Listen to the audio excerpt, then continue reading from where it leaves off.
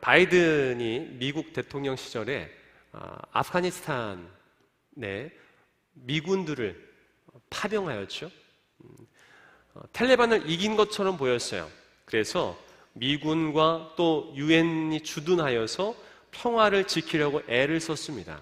하지만 호시탐탐 탈레반이 게릴라 작전을 폈고요. 또한 아프가니스탄 국민들도 미군을 별로 좋아하지 않았어요. 그래서 대사관들 또 여러 부대들을 급습했고 미군 장병들이 죽어나가는 거예요. 계속해서 긴장감이 맴돌았습니다. 결국 미국이 미군을 철수하기 이르렀어요. 거의 그런 경우가 없습니다. 미국이 엄청난 막대한 군사력을 가지고 다 승리를 하거든요. 물론 베트남 전쟁 때는 예외였지만 이후에 아프가니스탄에서 실패를 맛본 거예요. 그냥 아프가니스탄에서 많은 국민들이 미군을 안 좋아했기 때문입니다. 2000년 전에 이스라엘도 그러한 긴장감이 맴돌았어요. 로마가 이스라엘에 주둔하였습니다. 특히 예루살렘 근방에 주둔하였고 명절이 되면 사람들이 많이 모이잖아요. 유대인들이 많이 모여서 혹 반란을 일으킬까 봐 명절 때만 되면 주변에 주둔해 있던 로마 장병들이 총독을 중심으로 예루살렘 중심 쪽으로 들어왔어요.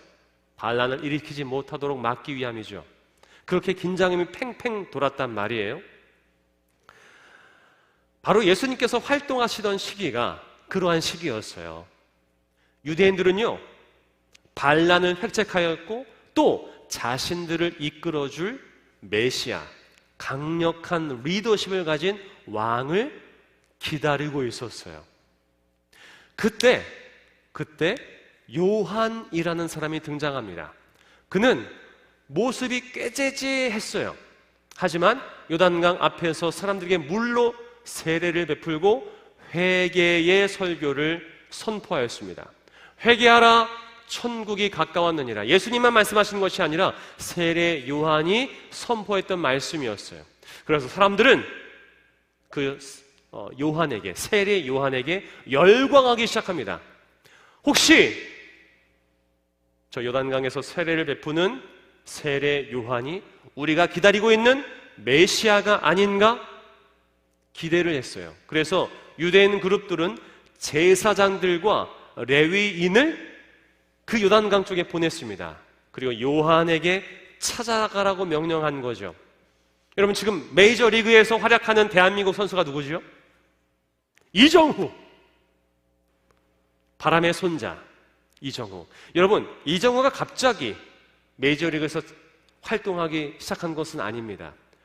우리나라 국내 리그에서 어느 구단이었죠? 맞아, 키움. 갑자기 까먹었어요. 키움에서 열심히 활동을 하여서 메이저리그 구단에 소속된 스카우트들이 먼저 우리나라 경기를 보는 거예요. 그래서 이정후가 메이저리그에 적응할 수 있는 선수인가, 메이저리그에서도 통할 수 있는 선수인가를 검증하는 거죠. 그래서 그의 성적들, 그의 스타일, 그의 모든 것들을 다 각 구단에 보내는 거예요. 그것을 알아보라고 스카우트들을 보낸 것이죠. 마치 그처럼 유대인들이 제사장과 레위인을 스카우터처럼 보낸 거예요. 당신이 우리가 기다리는 메시아 맞습니까? 묻기 위해서 요한을 만나러 보낸 것입니다. 그래서 직접적으로 물어봐요. 당신은 누구십니까? 우리가 기다리던 메시아 맞습니까? 물어보는 거죠. 그때 세례 요한은 대답합니다. 우리 20절 말씀인데요, 함께 읽어보겠습니다. 시작. 요한이 드러내어 말하고 숨기지 아니하니 드러내어 하는 말이 나는 그리스도가 아니라 한데. 아멘. 여러분, 만약에 여러분들이 인기가 있다고 해보세요. 사람들이 와, 우리가 기다리는 그 사람인가 봐 하면서 사람들이 막 열광해요. 그러면 나도 모르게 저 그 사람 맞아요. 그 손흥민을 닮은 선수가 있다고 사람이 있다고 해보세요. 실제로 있다고 하더라고요. 그래서 소농민, 별칭이 소농민인 것 같아요. 소농민이 독일과 영국을 갔습니다. 그래서 7번 손이라고 써져 있는 유니폼을 입고 막 거리를 활보하는 거예요. 그러니까 사람들이 뭐라고 해요? 사인을 막 해달라는 거예요. 와우! 쏘리! 하면서 달려들면서 사인을 해달라고 합니다. 근데 그 손흥민이 처음에는 저 손흥민 아니에요 하다가 나중에는 그래요 주세요 하면서 사인을 해주는 거예요. 그래서 그 모습을 본 진짜 손흥민 팬들이 그 사람을 싫어하기 시작했어요 지금. 왜냐하면 자기가 아니라고 얘기해야 되는데 막 그 인기와 열광에 너무 기분이 좋은 거예요. 그래서 제가 사인해 드릴게요. 마치 정말 자기가 손흥민인 것처럼 얘기하는 거죠. 세례 요한도 그럴 수 있었어요. 사람들이 열광하고 자기에게 인기를 보내고 박수를 쳐주니까 네, 저 여러분들이 기다리는 메시아 맞습니다. 저를 따르세요. 할 수 있었지만 그는 그렇게 대답하지 않습니다. 저는 여러분들이 기다리는 메시아 아닙니다. 라고 단호하게 얘기하는 거예요. 그래서 계속해서 제사장들과 레위인이 묻습니다. 그럼 대체 당신 누구십니까? 엘리야입니까? 선지자입니까? 아니요. 전 엘리야도 아니고 선지자도 아닙니다. 그래서 대체 누구입니까? 우리가 돌아가서 당신이 누구인지 보고해야 되잖아요. 그러니 누굽니까? 22절에 재차 물어요. 거기서 보면 영어 성경으로는 단도직입적으로 묻는 거예요.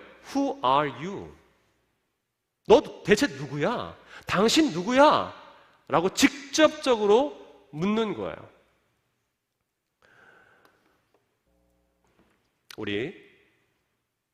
여러분들은 그런 질문 받아보신 적 있으세요? 당신 누구세요? 여러분들은 누구십니까? 한번 앞뒤에 계신 분들께, 옆에 계신 분들께 물어보세요. 당신은 누구십니까? 우리는 이런 질문을 받으면 뭐라고 대답합니까? 저는 김필수입니다. 이름을 얘기해요. 이름을. 혹은 이런 질문 안에는 이런 것들이 담겨져 있죠. 당신 어느 학교에 다녀요? 어느 직장에 다녀요? 어디에 살아요?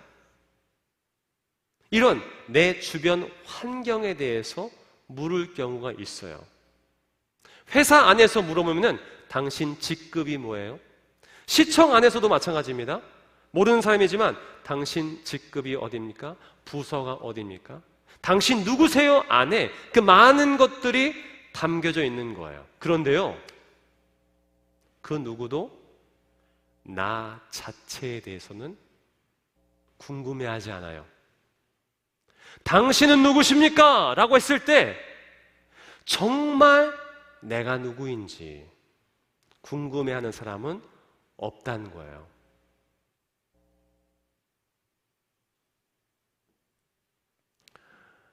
단지 나의 스펙, 내 능력이 궁금한 것이지 내가 정말 누구인지, 내가 어떤 상처와 아픔이 있는지, 무엇 때문에 내가 행복한지, 왜 내가 살아가고 있는지에 대해서 묻는 사람은 없어요. 그런데 심지어 우리 스스로도 나에게 질문하지 않습니다. 물론 청년들은 예외일 수 있어요. 지금 한창 여러 고민을 하는 시기일 겁니다. 또 청소년들, 난 누굴까? 난 왜 사는 것일까? 나는 무엇을 좋아하는가? 내가 어떨 때 나는 행복한가? 왜 결혼을 해야 되고 왜 직장을 다니면서 이렇게 힘들게 살아가야 하는가? 삶이란 무엇인가? 이렇게 다람쥐 쳇바퀴 돌아가는 일상 속에서 과연 난 무엇인가? 난 누구지? 아마 청년이라면, 또 어떤 사람들은 지금 그러한 고민들, 그러한 질문들을 던질 거예요. 하지만 누구도 나한테, 누구도 여러분에게 그것을 질문한 사람들 많지 않아요. 그죠? 너 오늘 뭐 했니? 성적이 어떻니? 어느 학교 다니니? 명절 때문에 늘 물어보죠? 너 결혼했니? 남자친구는 있니? 여자친구는 있니? 직장은 어디 다니니? 토익은 몇 점 나왔니? 늘 물어보는 것들이 이거예요. 넌 뭘 하면 기쁘니? 넌 언제 행복해? 혹시 힘든 부분이 있니? 누구한테 상처받아서 힘들진 않니? 넌 누구와 함께 있을 때 기쁘고 즐겁니? 너의 꿈은 뭐니? 이것을 물어보는 사람들은 많지 않아요. 정말 나에 대해서 내가 누군지 궁금해하는 사람들은 많지 않다는 거예요. 그런데 내가 누구인지 관심을 가져주시는 분이 계세요. 아니, 나 자신도 나에 대해서 모르고 있을 때 오로지 내 스펙을 쌓으려고 열심히 부지런히 노력하고 열심을 낼 때 그게 아니라 그저 나 자신, 내 존재, 그냥 나라는 것 때문에 나에게 관심을 가져주시는 분이 계세요. 온 우주 만물 중에 여러분은 하나예요. 정원자매님, 또 다른 맹정원이 있어요? 온 우주 통틀어서 맹정원은 한 사람이에요. 그 수많은 우주 만물 중에 유일한 나에 대해서 관심 가져주시는 분, 바로 하나님이세요. 하나님은 여러분이 누구인지 궁금해하시고 관심 가져주시는 거예요. 그리고 여러분이 누구인지 알려주시길 원하는 분이 하나님이세요. 우리 말씀을 통해 우리가 누구인지 확인해 보겠습니다. 야곱아, 너를 창조하신 여호와께서 지금 말씀하시느니라. 이스라엘아, 너를 지으신 이가 말씀하시느니라. 너는 두려워하지 말라. 내가 너를 구속하였고 내가 너를 지명하여 불렀나니 너는 내 것이다. 내가 여호와의 명령을 전하노라. 여호와께서 내게 이르시되 너는 내 아들이라. 오늘 내가 너를 낳았도다. 여러분, 오늘 이 말씀이 하나님의 음성으로 들려지기를 주님의 이름으로 축복합니다. 하나님께서는요, 우리가 누구인지 확실히 알려주시는 거예요. 너는 내 자녀야. 누가 뭐라고 해도 너는 내 사랑하는 자녀야. 한번 따라해 보겠습니다. 나는 하나님의 자녀다. 나는 진짜 하나님의 자녀다. 사랑하는 성도 여러분, 그리고 청년 여러분, 이 진리의 말씀, 하나님께서 나의 아버지시고 나는 하나님의 자녀라는 이 진리를 확실하게 붙잡고 살아갈 수 있기를 주님의 이름으로 축복합니다. 이게 진리예요. 내가 하나님의 자녀라는 것이 진리입니다. 성경이 말하는 게 그거예요. 성경 통틀어서 말하는 것이 나는 하나님께서 사랑하시는 거룩한 자녀다. 제가 예전에 교회에서 아주 오랫동안 봐왔던 청년이 있어요. 그 청년의 유년 시절부터 제가 알았고 가르쳤고 또 교육 전도사 때도 제가 훈련을 시켰고 또 함께 선교도 갔고 정말 많은 훈련을 했어요. 그 청년과 함께 나중에는 또 선교지 몽골뿐만 아니라 캄보디아도 또 나중에 같이 갔어요. 선교하는 와중에 함께 하나님의 은혜에 대한 이야기를 나눈 적이 있어요. 근데 그때 그 청년이 저에게 이렇게 얘기하는 거예요. 저는 그 청년 찬양팀이었거든요. 저는 찬양팀에 들어와서 찬양을 하면서 내가 하나님의 자녀인 것이 느껴졌습니다. 그래서 참 감사해요. 근데 제가 그때 망치를 한 대 얻어맞은 것 같은 느낌이 들었어요. 왜냐하면 그 청년은 제가 유년부 때부터 봤다고 했어요. 1, 2학년 때부터. 근데 그때도 너무 열심히 하나님을 섬겼고 어렸을 때도 눈물로 하나님께 기도했고 또 함께 나중에는 선교도 갔었단 말이에요.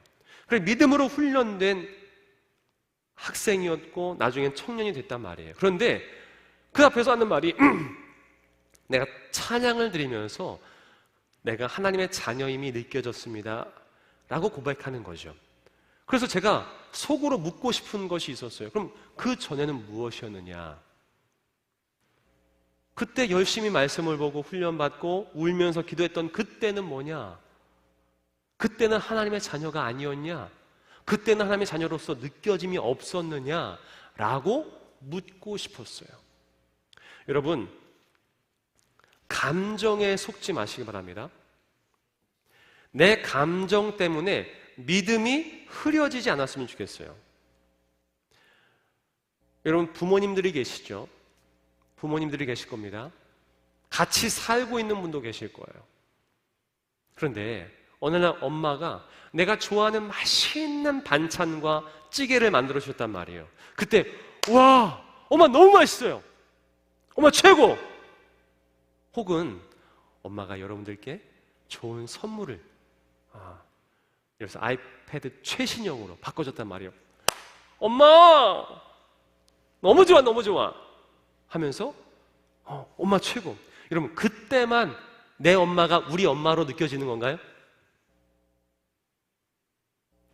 그때만 엄마로 느껴지는 게 아니에요. 감정 때문에 속지 마시기 바랍니다. 여러분들이 어떤 어학연수라든가 유학이라든가 아니면 지방으로 학교를 가서 오랫동안, 한 달 동안, 두 달 동안 어머니와 아버지를 못 본다고 해보세요. 그러면은 아마 하루 종일 뭔가 하면서 아버지를 한 번도 생각하지 않을 때도 있어요. 어머니를 한 번도 생각하지 않을 때도 있어요. 그렇죠? 아마 경험해 왔을 거예요. 내가 내 일 하느라고 우리 부모님 생각하지 못할 때가 많아요. 그러면 문제를 드립니다. 내가 어머니에 대해서, 아버지에 대해서 생각하지 않기 때문에, 내 감정이 지금 그렇기 때문에 우리 어머니와 아버지는 나의 아버지와 어머니가 아닌 거예요? 아니에요. 가족관계 증명서를 떼면 분명하게 확인을 시켜줍니다. 아버지가 누구고 어머니가 누구고 나는 그들의 자녀임이 확인돼요. 여러분, 감정에 속지 않았으면 좋겠어요. 뭔가 내 안에 뜨거움이 있을 때만 우리 부모님이구나, 내 동생이구나, 내 형제구나, 그런 것이 아니라 지금 나와 가깝게 지내고 함께 웃으면서 떠든다고 해서 가족이 아니라, 그렇지 않을지라도 가족인 건 분명한 거잖아요. 하나님과의 관계도 마찬가지입니다. 내가 뜨겁게 찬양한다고 해서, 내가 뜨겁게 기도한다고 해서 그때만 하나님의 자녀가 아니라, 비록 내 믿음이 식어 있을지라도, 비록 한 주, 두 주, 한 달, 두 달 교회를 못 나오고 있을지라도 여전히 우리는 하나님의 자녀라는 거예요. 내 감정이 뜨거울 때만 하나님의 자녀가 아니라 그렇지 않을 때라도 나는 하나님의 자녀라는 것이요. 그것이 진리예요.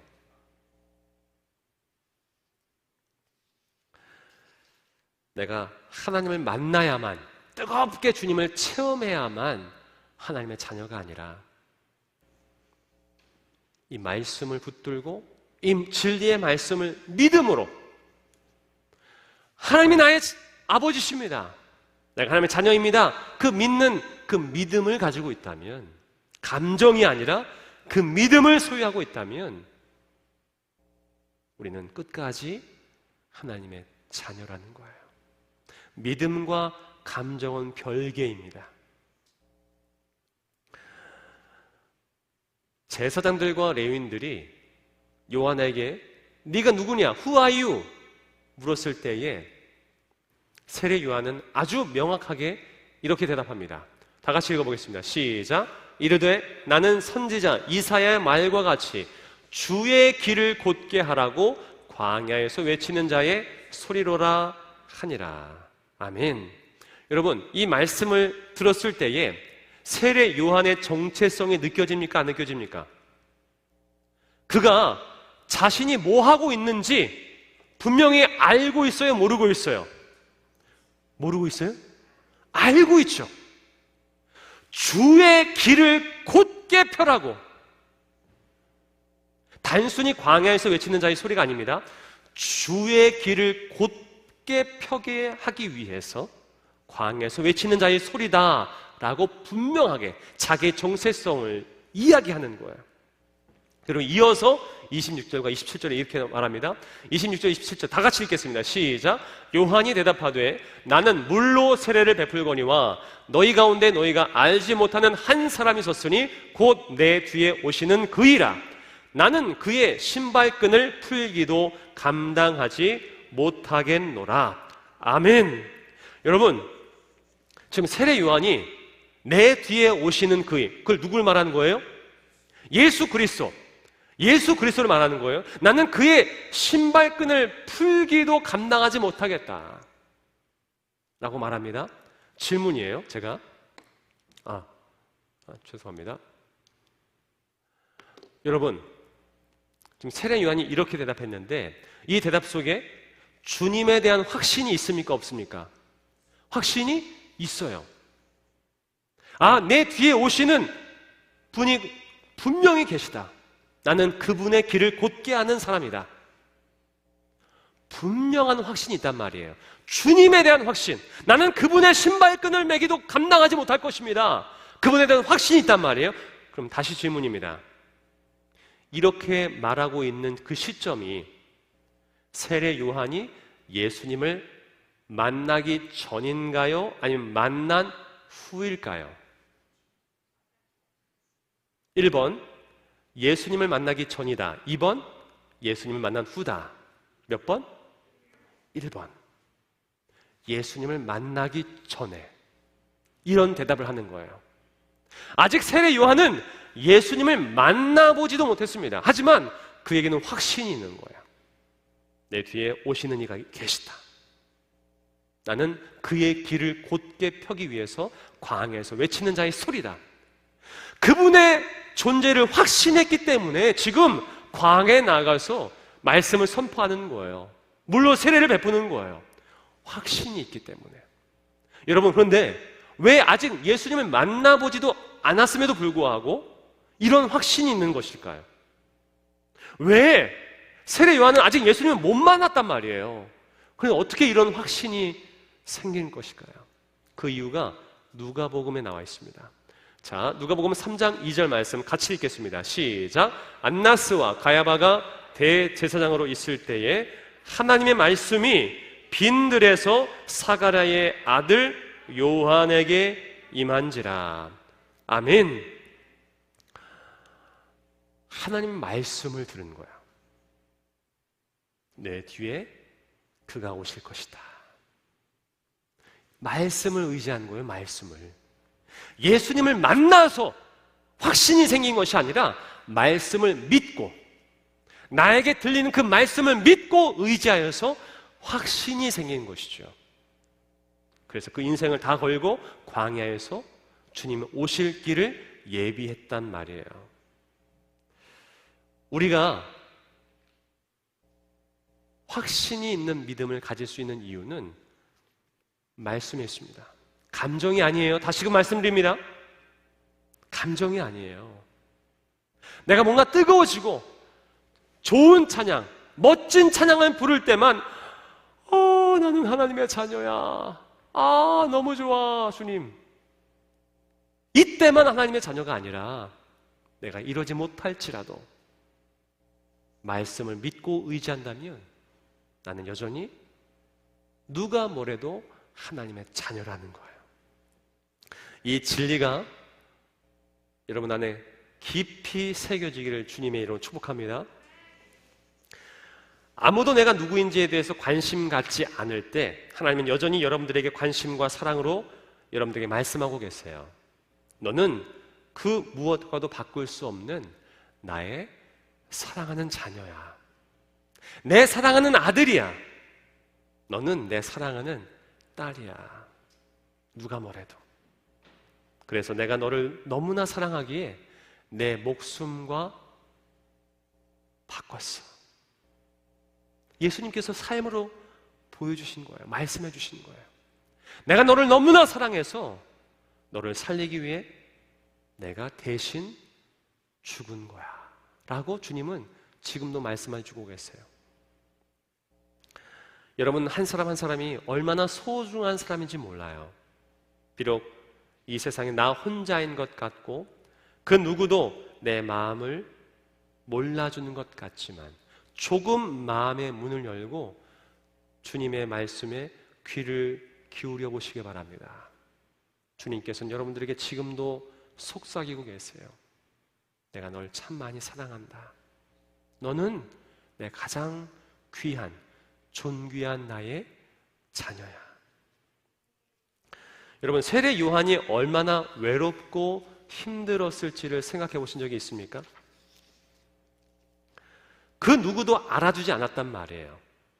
그는 자신이 들었던 그 말씀을 의지하여 끝까지 믿음을 가지고 광야에서 예수 그리스도의 오심을 선포했습니다. 그런데 드디어 그에게 누가 오셨어요? 예수님께서 요한에게 세례받고자 오신 거예요.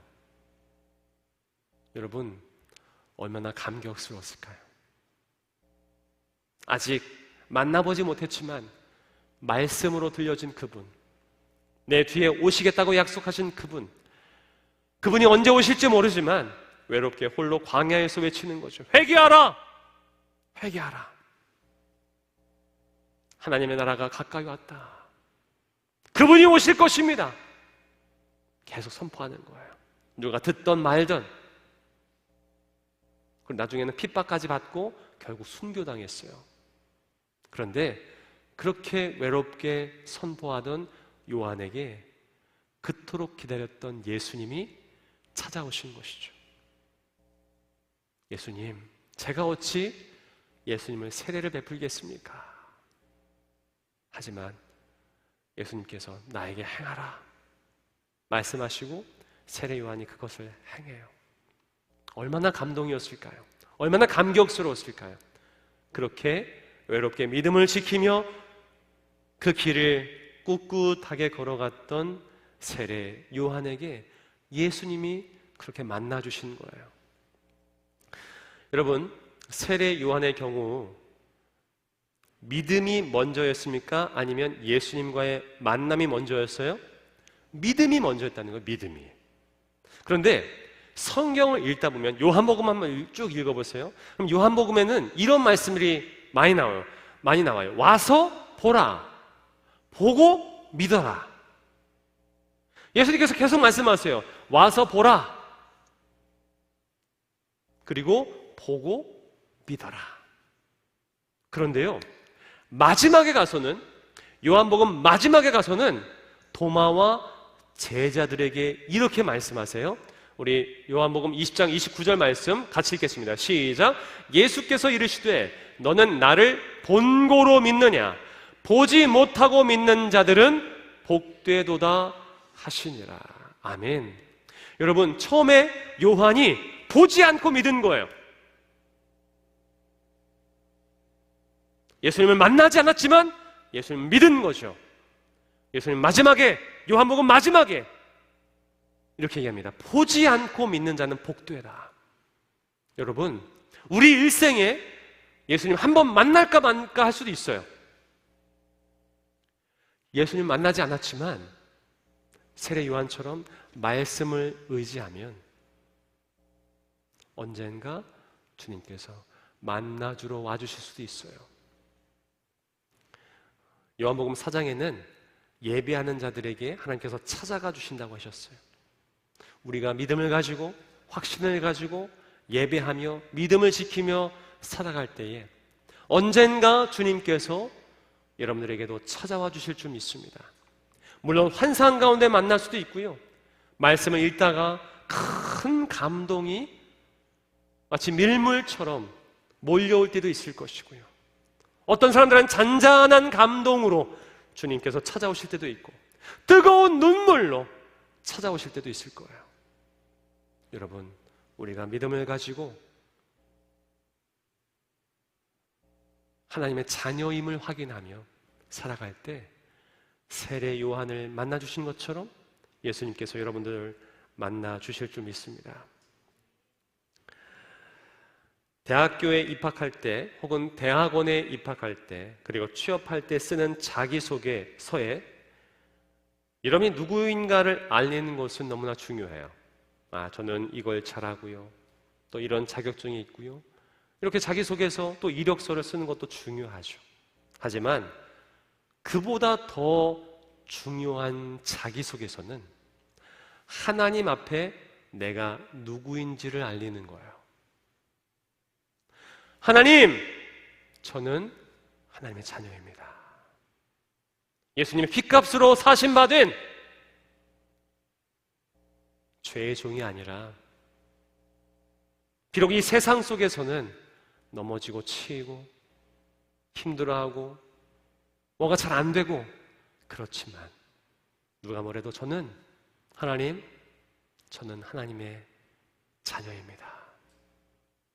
여러분, 그 자기소개서 내가 누구인가 그것을 잊어버리지 않기를 바랍니다. 한번 따라해 보겠습니다. 제가 주님의 자녀입니다. 제가 주님의 아들입니다. 제가 주님의 딸입니다.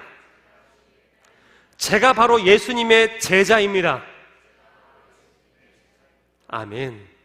이 땅의 빛과 소금의 통로로 보내주신 거룩한 존재들이 여러분들인 줄 믿습니다. 이러한 강한 믿음과 소명을 가지고 세상이 감당하지 못하는 하나님의 사람, 하나님의 자녀가 될 수 있기를 주님의 이름으로 축복합니다. 우리 함께 찬양할 텐데요. 하나님께서 우리에게 어떻게 말씀하시는지, 내가 누구인지를 알려주시는 말씀입니다. 또 찬양입니다. 함께 그 진리를 새기면서 다시금 내가 누구인지를 확실하게 깨달을 수 있길 바랍니다.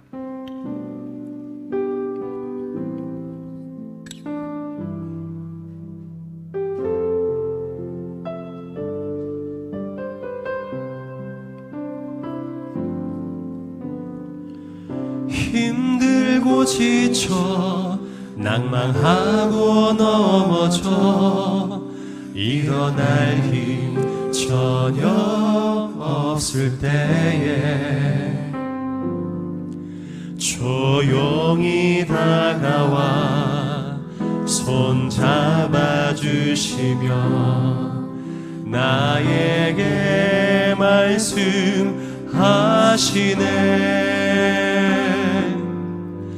나에게 실망하며 내 자신 연약해 고통 속에 눈물 흘릴 때에 못자국 난 그 손길 눈물 닦아주시며 나에게 말씀하시네.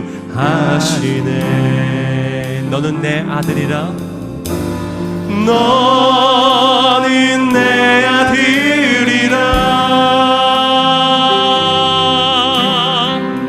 오늘날 내가 너를 낳도다.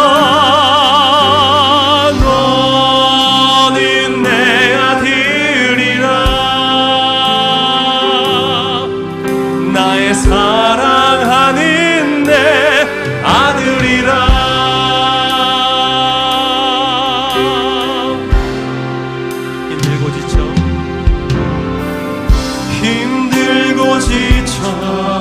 낭만하고 넘어져 일어날 힘 전혀 없을 때에 조용히 다가와 손 잡아주시며 나에게 말씀하시네. 나에게 실망하며 내 자신 연약해 고통 속에 눈물 흘릴 때에 못자국 난 그 손길 눈물 닦아주시며 나에게 말씀하시네. 하시네. 너는 내 아들이라. 너는 내 아들이라. 오늘날 내가 너를 받도다. 너는 내 아들이라. 나의 사랑하는 내 아들이라. 너는 내 아들이라. 너는 내 아들이라. 오늘날 내가 너를 낳도다. 너는 내 아들이라. 나의 사랑하는 내 아들이라. 언제나 변함없이. 언제나 변함없이. 너는 내 아들이라. 너는 내 아들이라. 나의 십자가 고통, 내 산의 그 고통으로 내가 너를 낳았으니. 너는 내 아들이라. 오늘날 내가 너를 낳도다.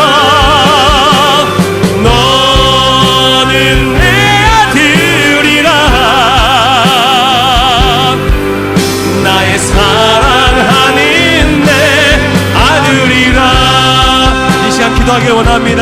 하나님, 우리가 세상 속에 절망하고 사람들은 나의 스펙을 묻고 내가 누구인지에 대해서 관심이 없을 때에 너는 내 아들이야, 너는 내 딸이야 라고 말씀하시는 세상의 말이 아닌 하나님의 음성을 듣게 도와주시고 그 말씀을 붙잡고 이 세상을 승리하며 살아갈 수 있도록 나를 붙잡아 주시고 말씀을 달라고. 이 시간 주님 한 번 부르시며 기도하겠습니다. 주여!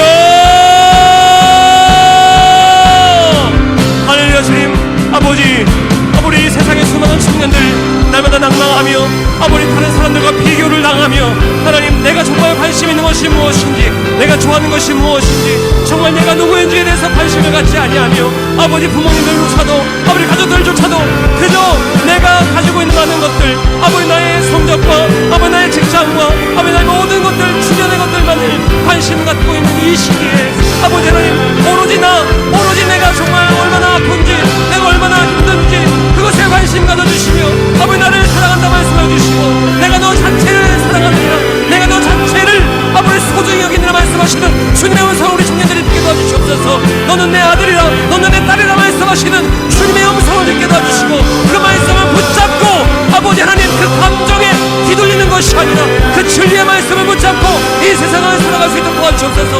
그러할 때에 우리 세례 요한을 만나주시는 예수님께서 우리 아들 만나주실 줄 믿습니다. 주님 도와주시옵소서. 너는 내 아들이라. 너는 내 아들이라. 오늘날 내가 너를 낳고다. 너는 내 아들이라. 나의 사랑하는 내 아들이라.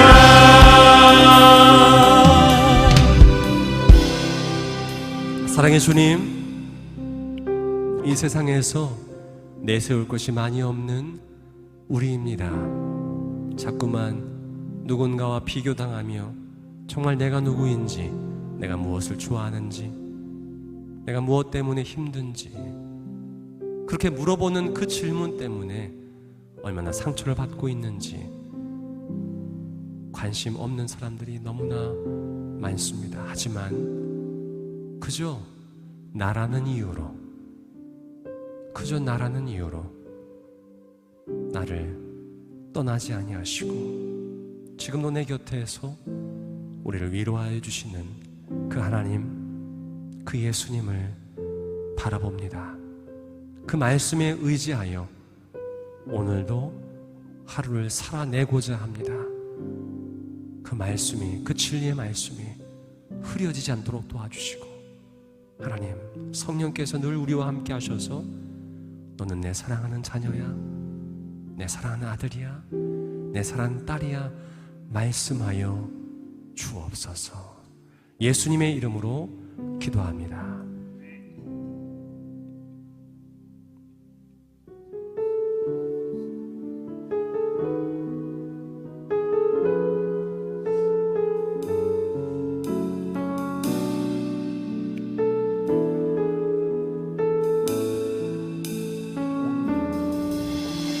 소망 없는 내 삶에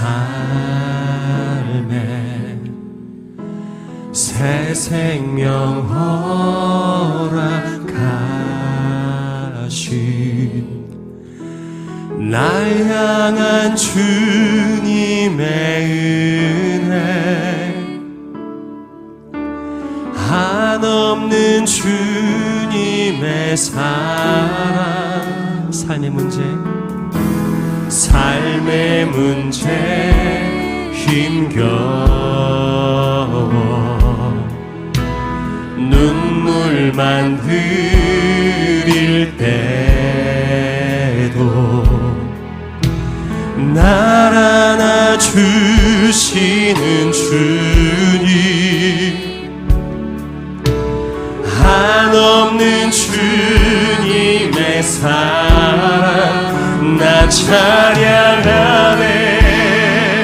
나의 믿음 주께 드려, 나의 삶이 주를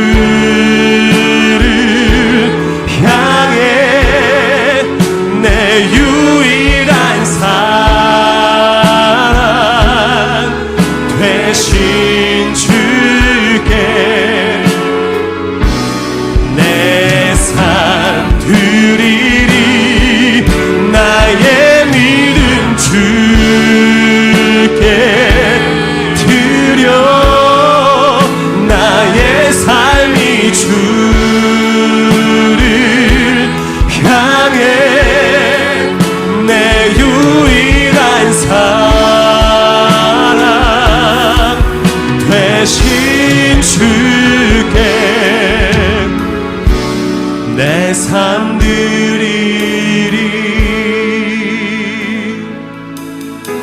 다시 한번 고백합니다. 소망 없는 내 삶에 새 생명 허락하신 날 향한 주님의 은혜,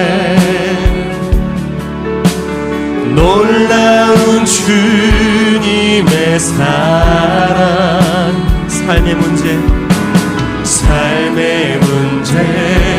힘겨워